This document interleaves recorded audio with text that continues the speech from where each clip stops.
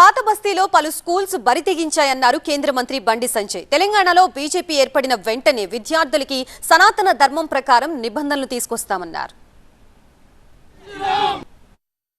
దానికి విరుద్ధంగా వారి యొక్క మత విశ్వాసాలను, వారి యొక్క మత ఆచార వ్యవహారాలను ఇతర మతస్థులకు సంబంధించినటువంటి విద్యార్థుల మీద ఒత్తిడి తీసుకురావడం నిజంగా ఇంతకంటే దుర్మార్గం ఇంకోటి కాదు. ఇవాళ ఎవరు చూసి ఈ విధంగా బరిదెగించి ఇతర మతాలకు సంబంధించిన విద్యా సంస్థలు రెచ్చిపోతున్నాయో ఒక్కసారి ఆలోచించాల్సిన అవసరం ఉంది. పాత బస్తీ ఎవరి జాగిరి కాదు, ఎవరి తాతాసి కాదు, ఎవరి ప్రాంతం కాదు.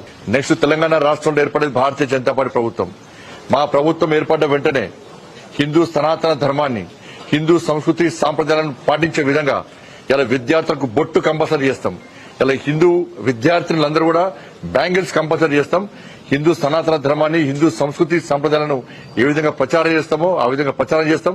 ఈ నిబంధనలు తీసుకొస్తామని చెప్పి ఈ సందర్భంగా తెలియజేస్తూ, ఇది సక్సెస్ పాఠశాల హిందూ విద్యార్థుల మీద బలవంతంగా వాళ్ళ మత విశ్వాసాలు ప్రయత్నం చేసిందో, మత విద్వేషాలు రగిలించే ప్రయత్నం చేసిందో ఈ పాఠశాల గుర్తింపు చేయాలి.